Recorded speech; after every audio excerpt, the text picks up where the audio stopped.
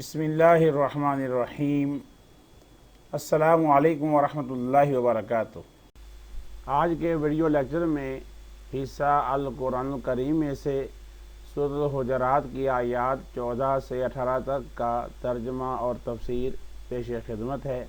آیت نمبر 16، قل اتعلمون اللہ بدینکم واللہ یعلم ما فی السماوات وما فی الارض واللہ بکل شیء علیم۔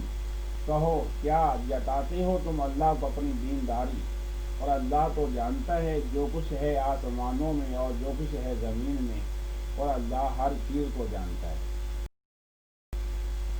باب محاورہ ترجمہ۔ آپ فرما دیجئے کیا تم اللہ کو اپنی دینداری جتلاتے ہو، اور اللہ جانتا ہے جو کچھ آسمانوں اور زمین میں ہے، اور اللہ تو ہر چیز کو جاننے والا ہے۔ الفاظ معنی،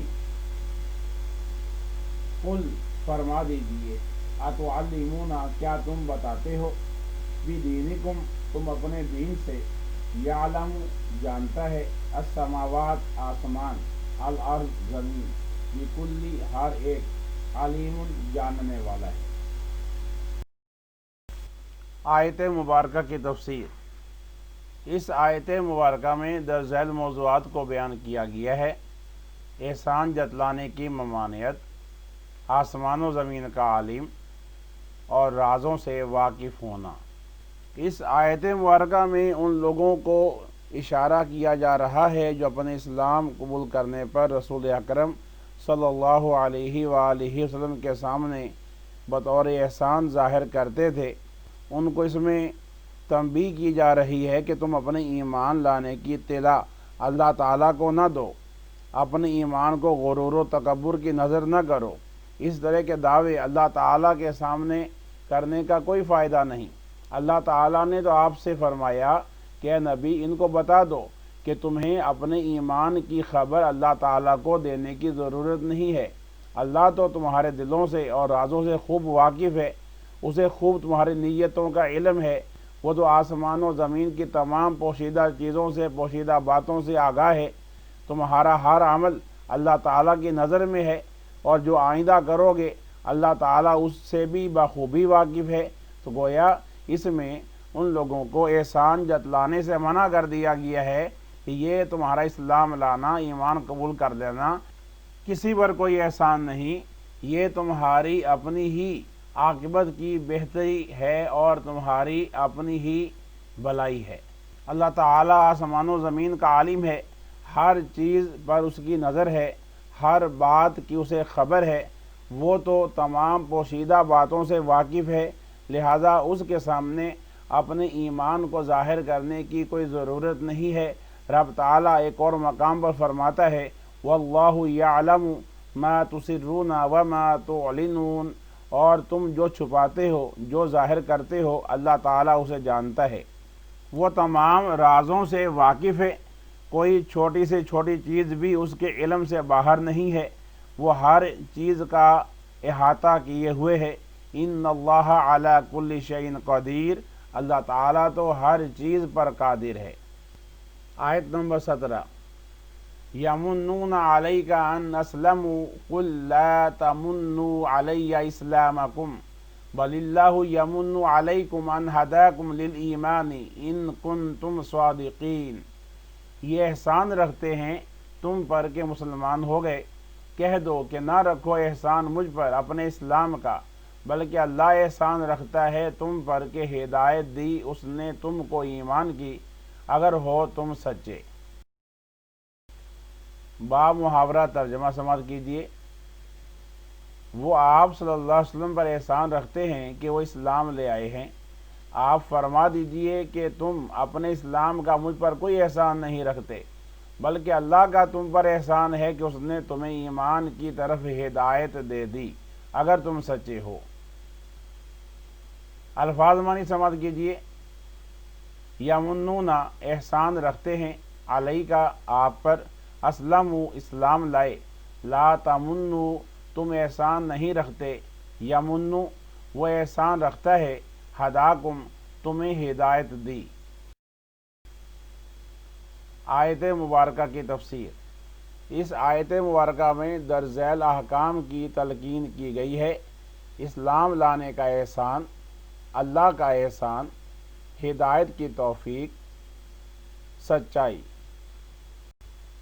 اس آیت مبارکہ میں اللہ تعالی رسول اکرم صلی اللہ علیہ وآلہ وسلم کو مخاطب فرماتے ہوئے ارشاد فرما رہا ہے کہ اے نبی، جو لوگ آپ کے سامنے اپنا ایمان، اپنا اسلام ظاہر کر کے آپ پر احسان جتلانے کی کوشش کرتے ہیں، ان کو فرما دیجئے تمہارے اسلام لانے سے مجھ پر کوئی احسان نہیں، بلکہ یہ اللہ تعالیٰ کا تم پر احسان ہے کہ اس نے تمہیں ہدایت دے دی، بت پرستی سے اسلام کی طرف رہنمائی فرما دی۔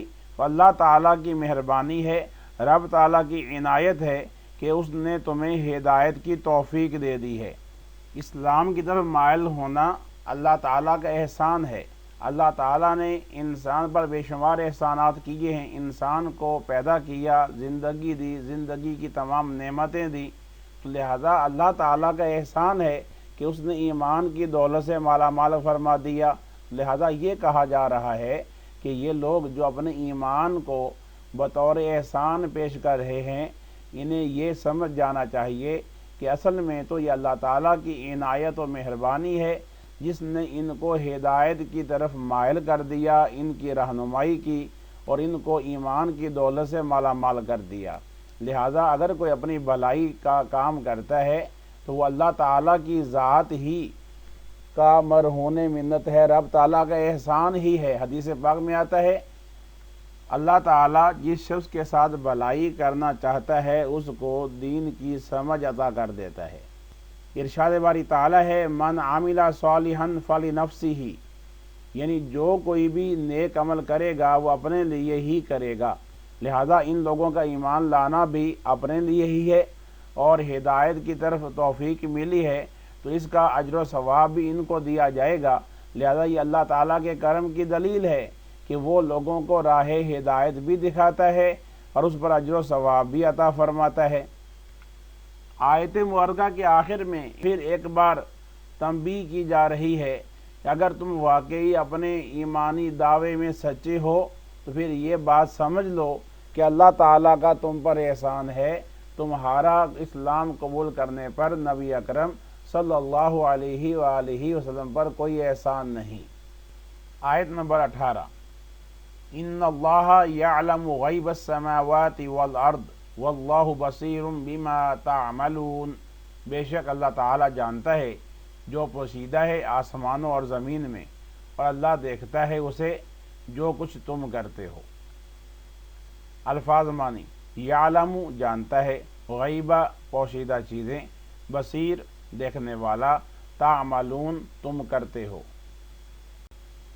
با محاورہ ترجمہ: بے شک اللہ آسمانوں اور زمین کی پوشیدہ باتیں جانتا ہے اور جو کچھ تم کرتے ہو اللہ اس کو بھی دیکھنے والا ہے۔ آیت مبارکہ کی تفسیر: اس آیت مبارکہ میں درج ذیل احکام کی تلقین کی گئی ہے: غیب کا عالم، لوگوں کے اعمال، اللہ کی بصیرت۔